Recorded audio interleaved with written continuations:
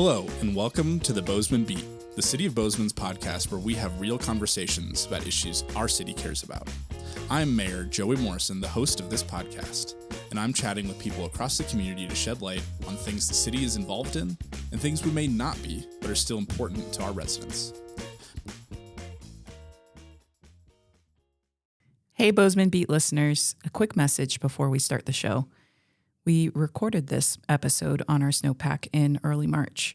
Conditions have shifted over the month, and we have a little update for you on current conditions at the end of the episode. Thanks for listening, and here's the show. Bozeman has had a very unusual winter this year.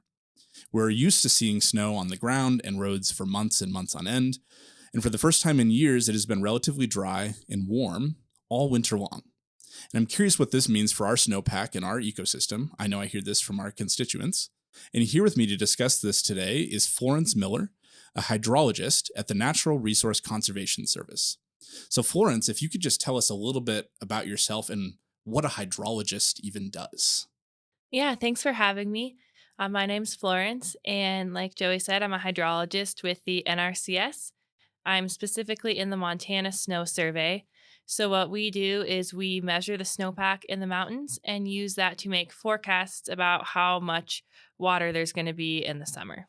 So Florence, I think before we get into the content of our discussion today, I think it's helpful for our listeners to just know who you are and where you come from and what this place means to you. What does Montana mean to you?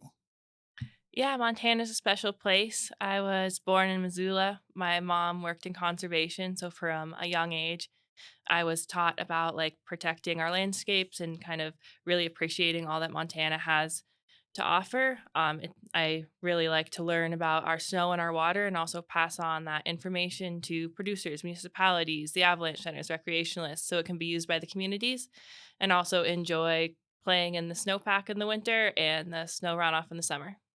Great. Thank you. It's always helpful to know where people come from and what their connection to this place is. I'm a lifelong Montanan as well, and I've seen change come and seen some things stay the same. So as we're going to get into this conversation today, I think just as a quick grounding for folks that may or may not know that much about our snowpack, what exactly is a snowpack and why is it important to our community, to our valley, to this ecosystem? Yeah, snowpack is the snow that accumulates in the mountains during the winter, and it's important because it acts as a natural reservoir, storing all the water that has fallen during the winter months and gradually releasing it during the spring and summer months. In the western United States, snowpack contributes to about 50 to 80% of summer stream flow, with about 20 to 30% of summer stream flow coming from spring precipitation and soil moisture contributing about 5 to 15%. So in these local communities, the vast majority of our water is coming from the snowpack that accumulates over the winter. So I think to sort of stay on this for a moment, one of the things I've been hearing come up is, we've had rain in January and we've had rain in February. Which is still at the end of the day is precipitation, but it's not quite the same as what gets stored in the snowpack. Can you just help us understand what should we know about the differences between these two things? It seems that all precipitation is not created equal. Exactly. When it falls as snow, it's kind of stored there really efficiently. Like how much water fell from the sky is for the most part just staying up in the mountains till it runs off in the spring and summer, which is when we need it most. As opposed to when it's maybe falling as rain in the winter, it's going to help with soil moisture. It's going to help raise groundwater levels, but it may not be necessarily storing it for when we need it the most.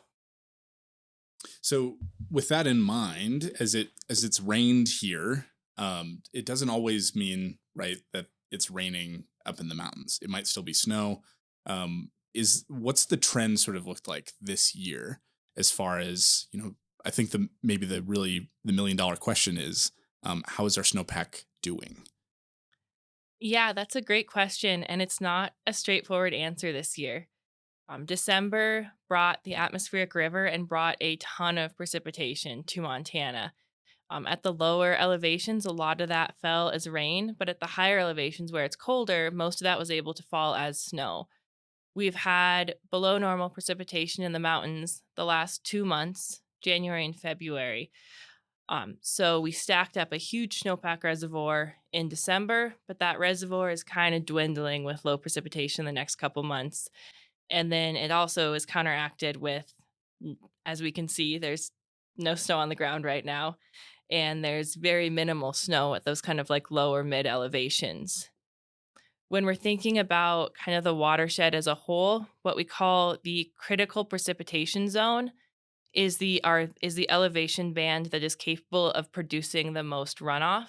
And in the Gallatin watershed, that's about 6,500 to 9,500 feet. So the lower elevations, while still important, don't contribute as much to summer stream flow. When we get up to about 6,500 feet, where we're starting to see snow, but less snow than normal, that's getting to be kind of that middle elevation that's starting to contribute a lot to summer stream flow. And when we get up to the higher elevations, up to like 9,000 feet, we're seeing pretty much normal snowpack up there. And those are the elevations that are really contributing a lot to summer stream flow. So just to try to translate exactly what that means for what we should expect this spring and summer, does that mean we're looking at maybe a limited runoff, or, is it looking like, wow, this actually isn't maybe as bad as one would think?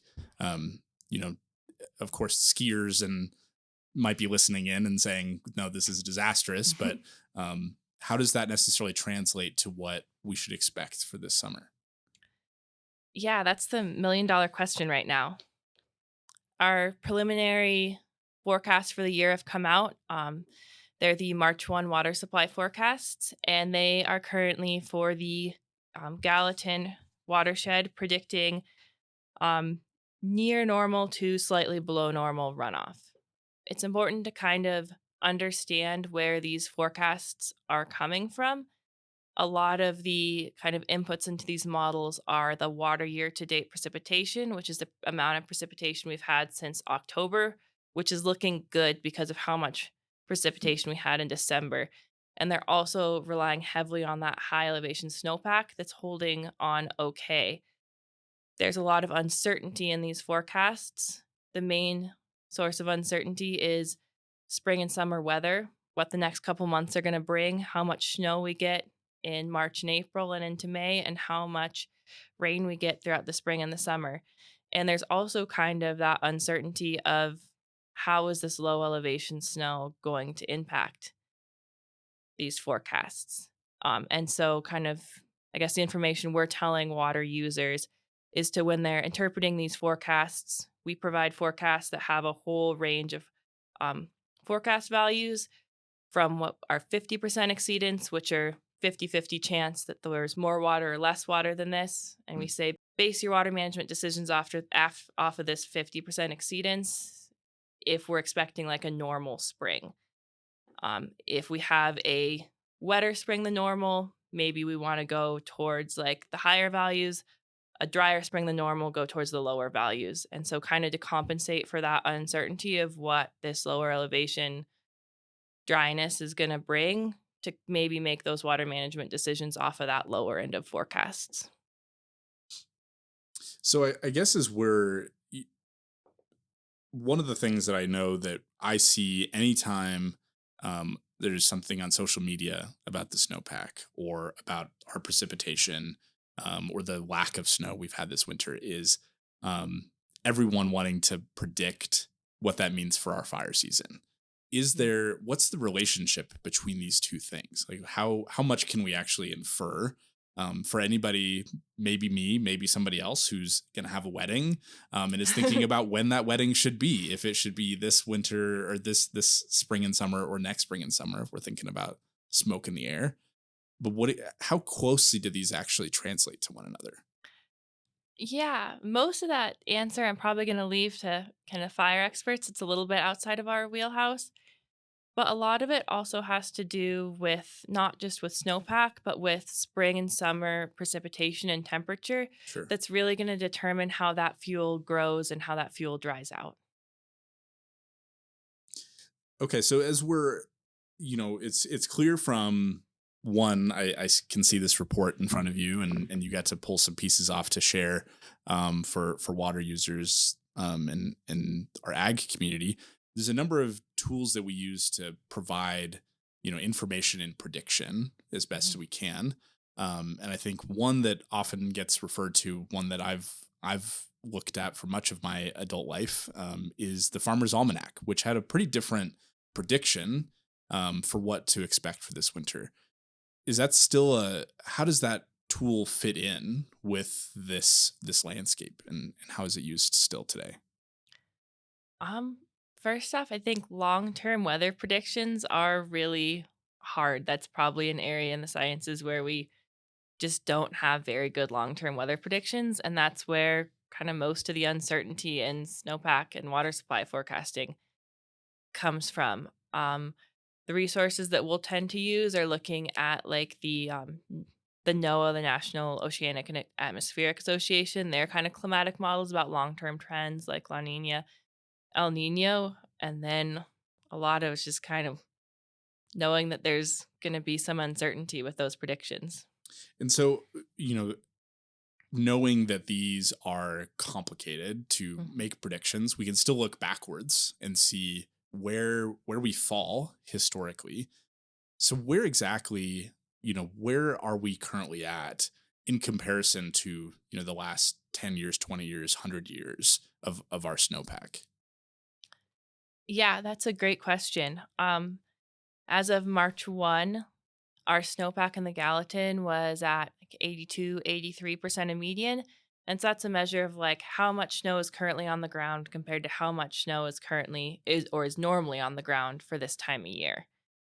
Um, One thing to note is that Montana's snowpack can be like relatively stable, especially if you compare it to like California that can have these like huge droughts to huge storm. So 83% of median might not sound that bad.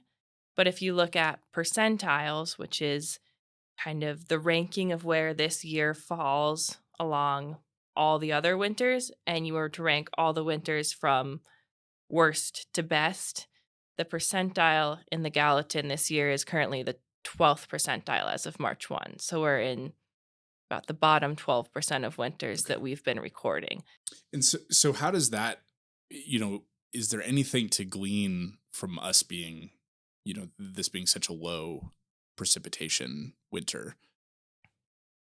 What do you mean by that? I guess just noting the distinction between us seeing on the ground Mhm. at lower elevation, Mhm. feeling as though there was no snow, Yeah, but then still seeing, oh, the snowpack is still, maybe not as catastrophic as it feels in yeah, town. And how do we square those two experiences? totally. Yeah, so I mean, we can see outside there's been no snow on the ground for most of the winter in Bozeman. So we're looking at kind of an absence of lower elevation snow, which is really unusual. When we get up to our middle elevations, we're seeing maybe like 40 to 60% of normal snow. For example, like Lick Creek Snowtell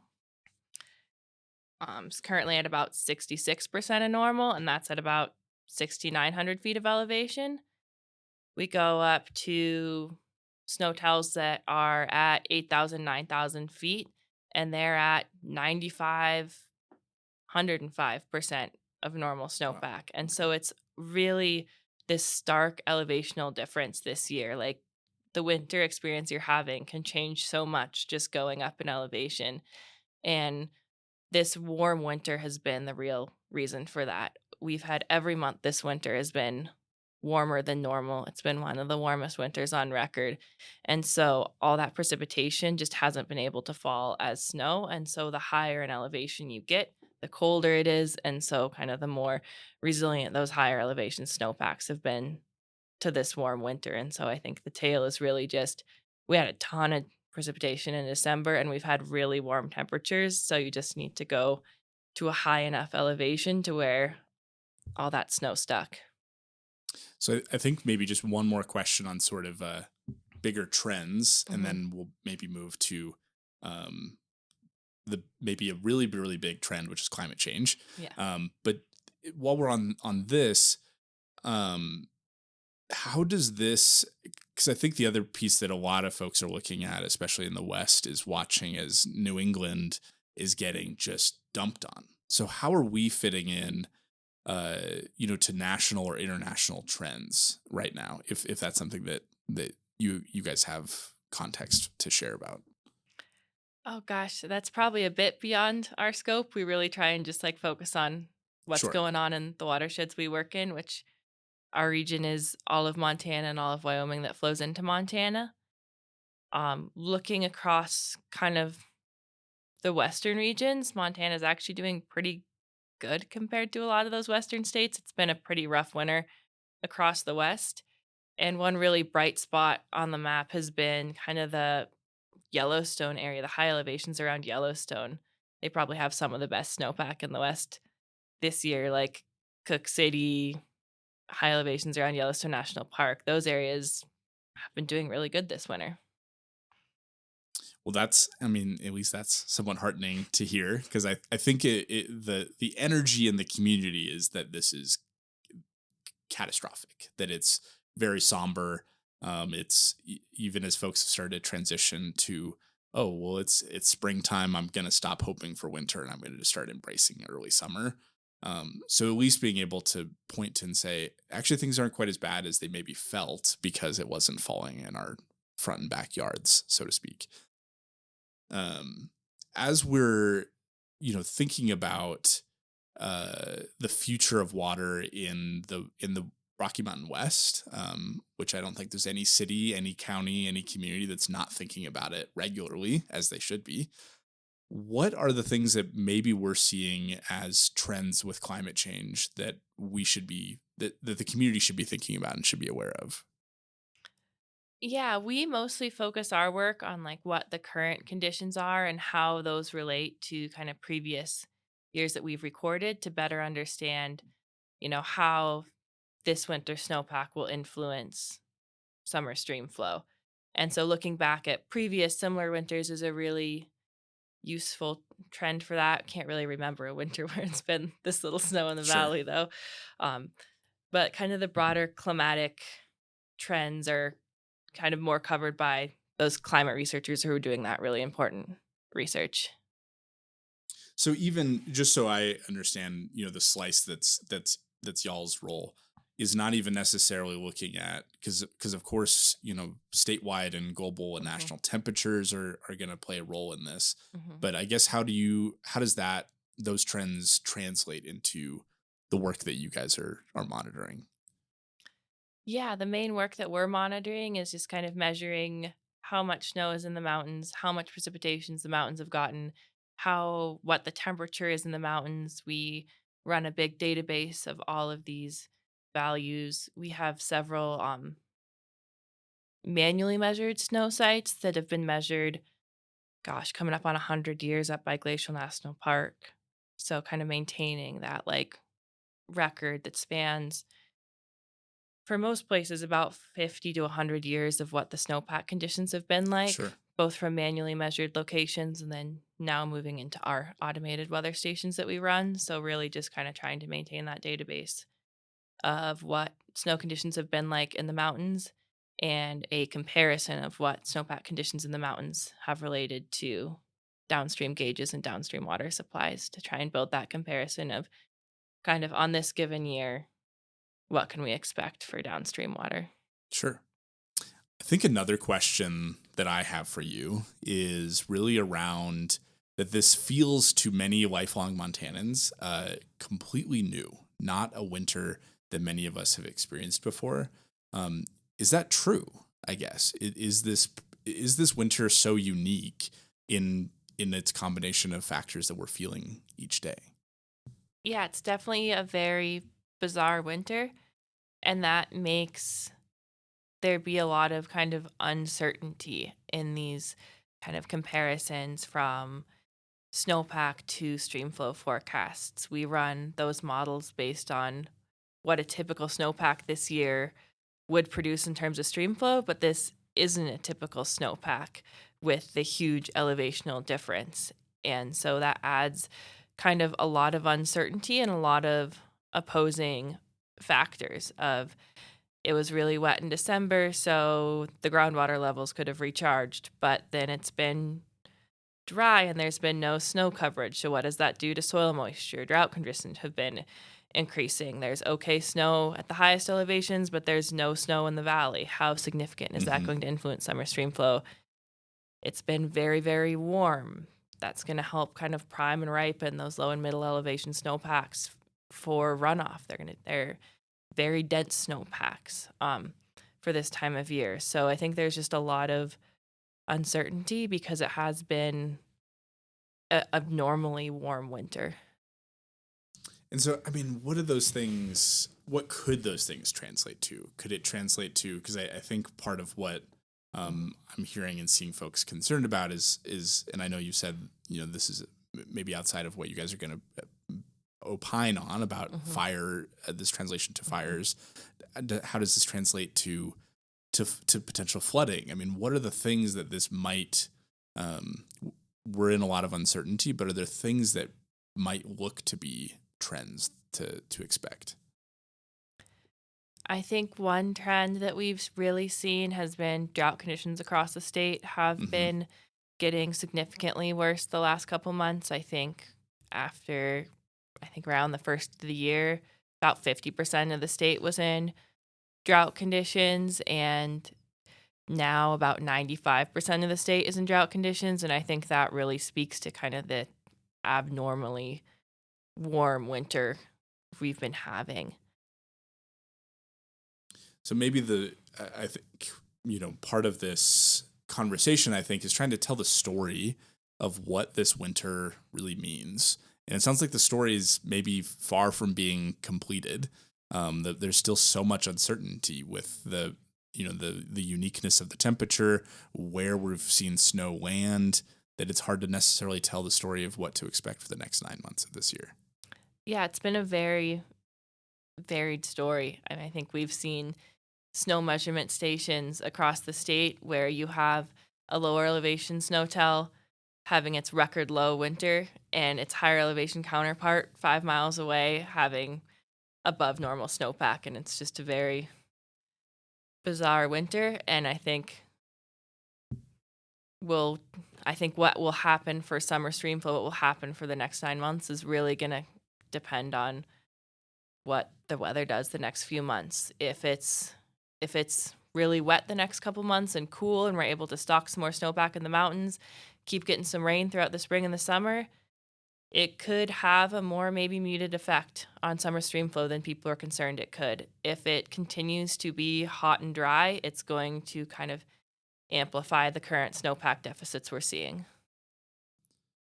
So I think as we're coming really to the close of our conversation today, I want to open it up. If there's anything that you wanted to make sure that you got to say that we didn't ask, if there's anything that you think our listeners really need to know about.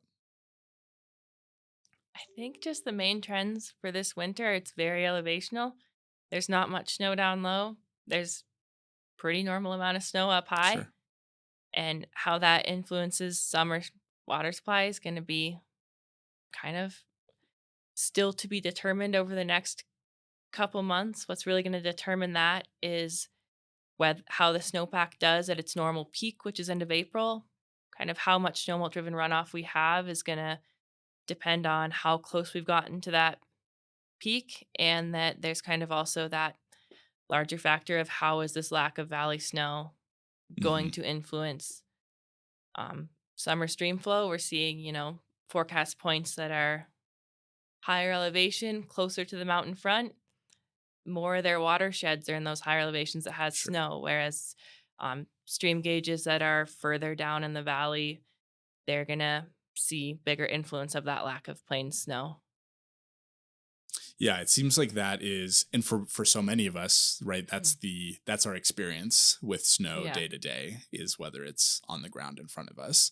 Yeah. And so maybe there will be lots to learn from this spring and early summer. Well, Florence, I really appreciate you taking the time to talk with us today and to provide some science science-informed opinions of what we're seeing and what we're seeing play out as far as trends and what we should or should not be inferring from the snow that we're not having to shovel this winter. So thank you for this great conversation, and thank you to our listeners, and we will pick it up again next month. Awesome. Thank you for having me. Hey, listeners, just wanted to make sure that you are aware of a few different resources about the information we discussed in this episode.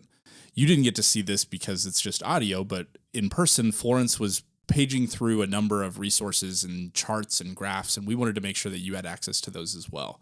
So if you look in the show notes, you'll be able to find access to all of the different resources that NRCS would provide in this conversation. As promised, here's some updated information on our current snowpack from Florence at the NRCS. As of March 30th, snowpack in the Gallatin River Basin is now 63% of median. Snowpack across the Gallatin is currently the lowest on record. The storms that benefited the western part of the state in early March largely missed the Gallatin, resulting in well below normal precipitation for the month to date, about 60% of normal. Temperatures were also extremely warm, triggering widespread snowmelt even at the higher elevations. Middle elevation snowpack rapidly deteriorated, with Sacagawea Snowtell in the Bridger Range at 6,600 feet completely melting out, over a month before the previous record melt-out date of May 1. Snowpack in the Gallatin peaked on March 17th at 13.8 inches of snow water equivalent, which is determined by the average of all snowtells in the basin. Typical snowpack peak is April 24th at 21.8 inches. Essentially, this means that our snowpack reservoir filled about 65% of the way up, and water is getting let out over a month early. This is highly concerning for snowmelt-driven runoff later in the summer. Any additional precipitation, along with cool weather to delay the melting of our remaining snowpack, will be helpful in supporting snowmelt-driven runoff. While this week's storm will help higher elevation snowpack, meaningful recovery is unlikely at this point. However, it's not all bad news. Current water year-to-date precipitation, with the water year running from October 1 through September 30th, is near normal, 98% of median. While it has been too warm for much of this precipitation to fall as snow, it is still entering the watershed as soil moisture and groundwater recharge.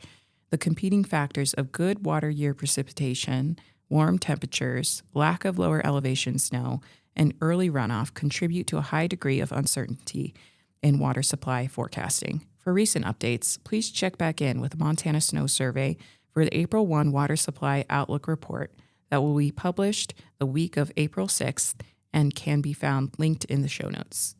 That's our update. Thanks for tuning in. Thanks for listening to the Bozeman Beat. If you enjoy listening to this show, please help us out by sharing this episode with a friend or rating and reviewing our show on whichever podcast app you use. If you have feedback, questions, or suggestion for a future topic you'd like to hear us discuss, please email us at podcast@bozemanmt.gov. That's podcast@bozemanmt, as in Montana.gov. Hope to see you in the next episode.